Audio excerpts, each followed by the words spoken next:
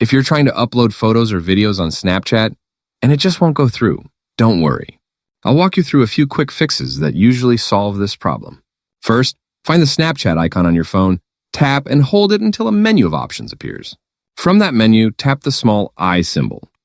This will open the app info page where all the settings for Snapchat are kept.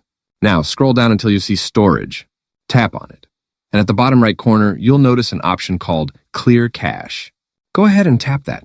What this does is remove temporary files that might be stuck and causing issues when you try to upload your media.